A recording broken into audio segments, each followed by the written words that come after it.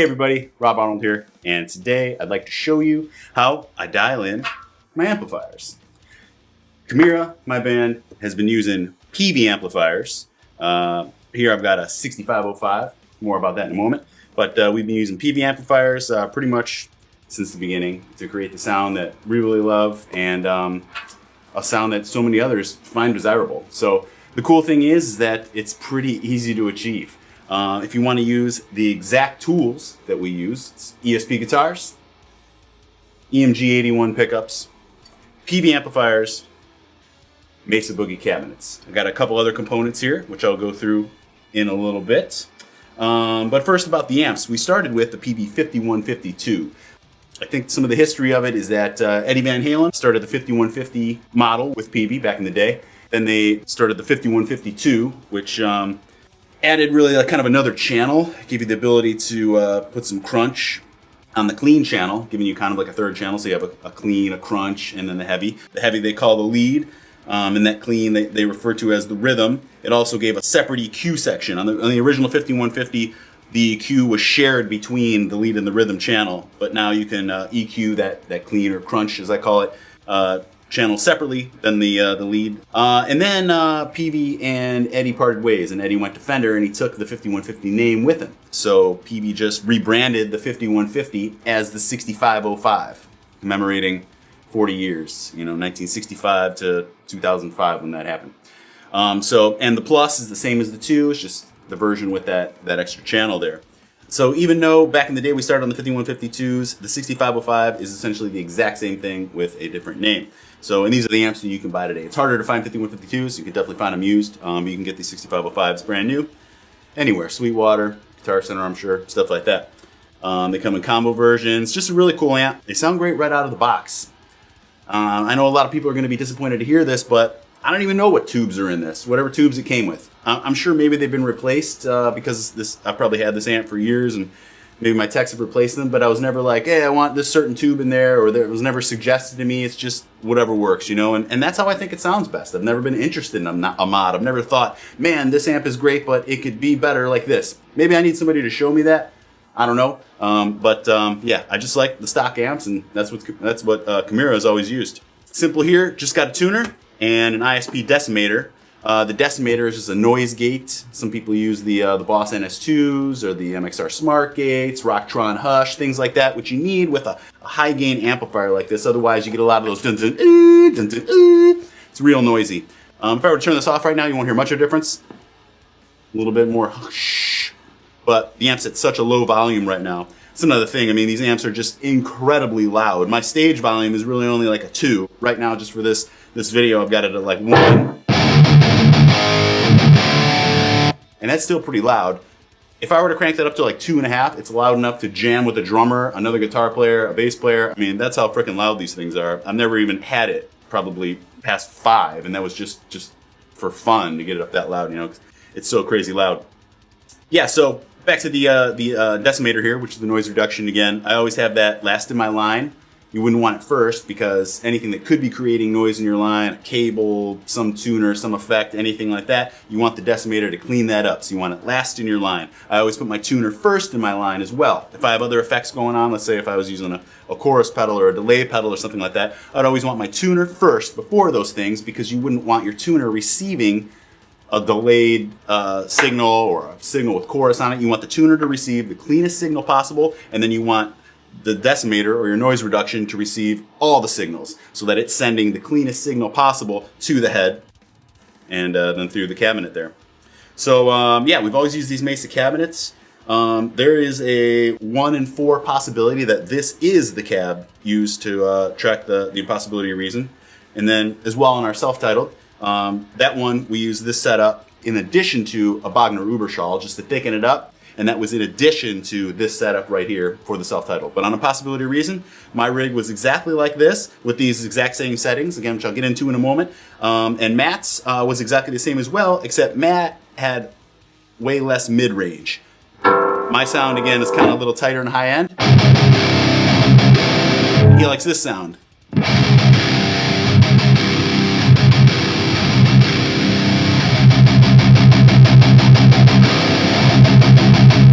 think having some more mids in there makes it have a little more of an edge, a little more abrasive, a little more scope and character up top, and the blend of those is nice, you know, and it kind of separates us a little bit too on stage when we be playing to have two slightly different guitar sounds when we're using pretty much the exact same rigs.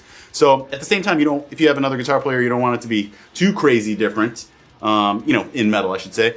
But it gave us a little separation and gives the sound engineers a little bit something to play with.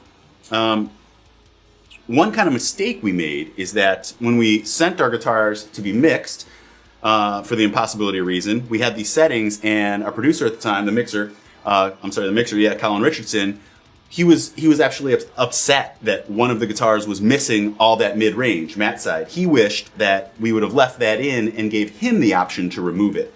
Because if it's there, you can generally remove it. But if it's not there, you can't really put mid-range back in. You can't put something into the EQ spectrum that isn't there. If something has no low end and you try to boost a bunch of low end that doesn't exist, it doesn't really work that way. Same with the mids and the highs. So just a little tip there. You want to give your mixer as much as you can to work with, he or she, and just tell them what you'd like. And then they can make adjustments from there. But if you don't give them enough to work with, they're left with whatever you gave them. So yeah, that handles that. Now dialing it in, just pretty darn simple here. Whenever I approach a new amp or something I've never seen before, back in the day when sometimes we'd show up at a gig and we're sharing gear and I'd get some JCM 800 or some valve state or some single rectifier or something like that, you know, I would always just start with everything at 12 o'clock to dial it in. Now obviously in this amplifier, this post here is the volume, so I'm going to leave that down. But here, resonance and presence we'll get to in a sec. These I'm not going to touch. They apply to the crunch channel or the clean channel there. Again, this channel over here, which I call the rhythm, is just the clean. And I call it clean because if you don't have any pre there, which is the crunch or distortion that you add to the channel, it's just clean. And then you can add some crunch there.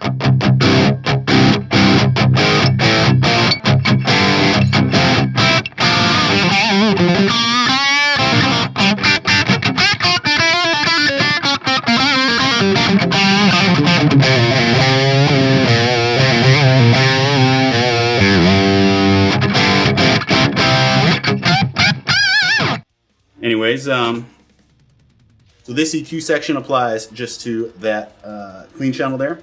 And the lead section, again, I have everything at noon there. And I just start and see what that sounds like.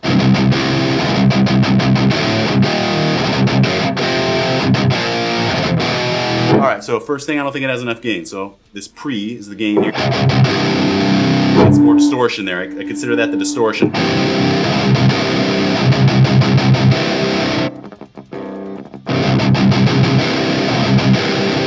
I like a little more low, so I'm going to put some more lows in there.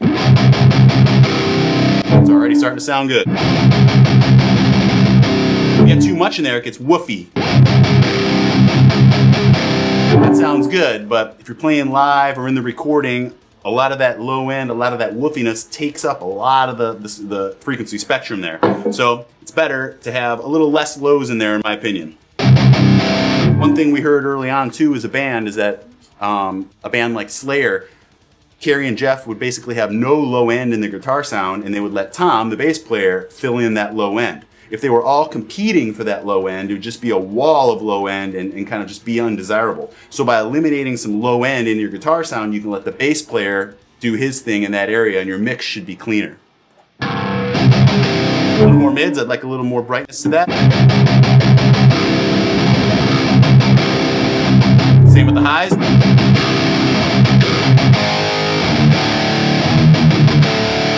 So to me, that sounded good, nice and clean.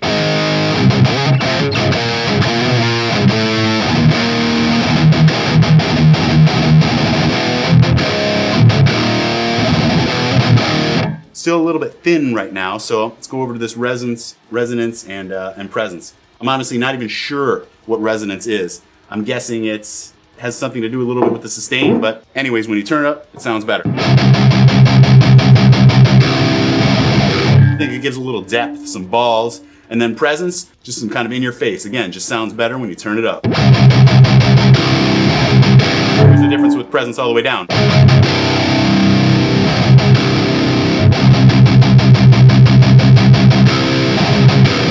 definitely duller with it all the way down.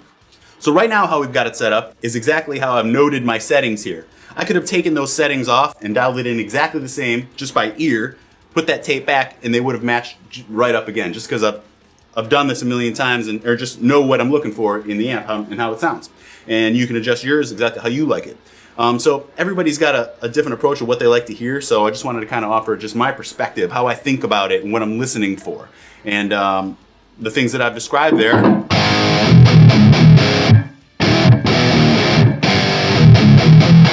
Give me that sound that I like.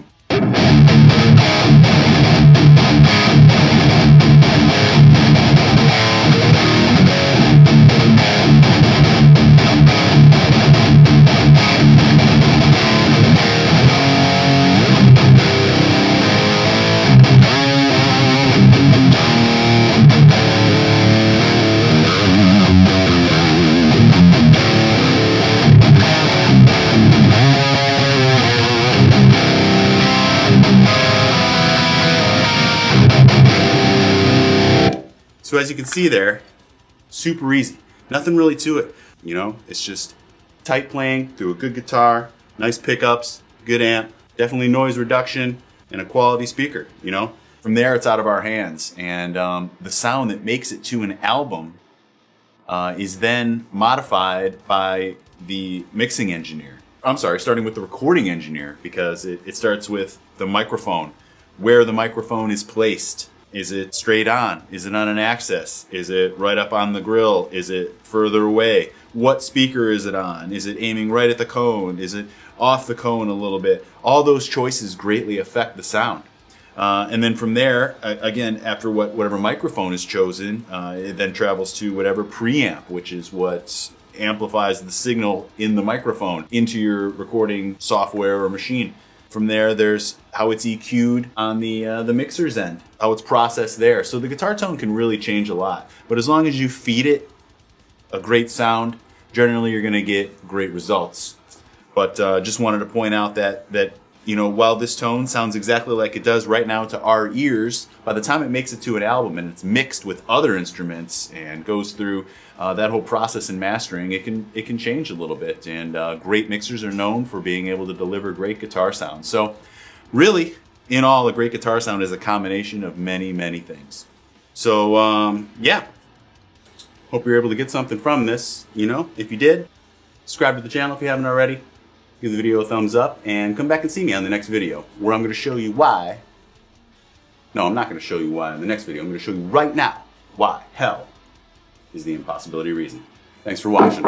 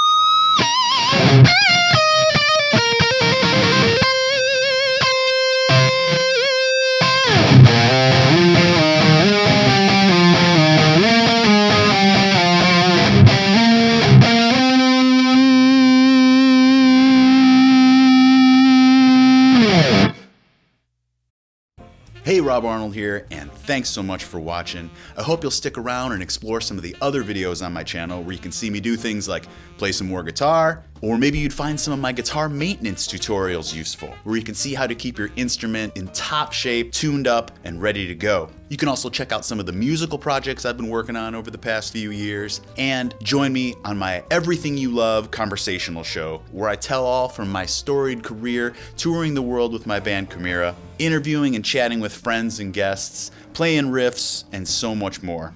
Finally, if you'd like to support me in the show, you could do so at my Patreon page, patreon.com/RobArnoldWorld, where right now I'm focusing on creating a ton of awesome guitar content exclusive only to my patrons, where you can watch me play some of my favorite riffs, sit in on some guitar lessons where I teach Chimaira riffs and some of the best riffs that help develop my style over time.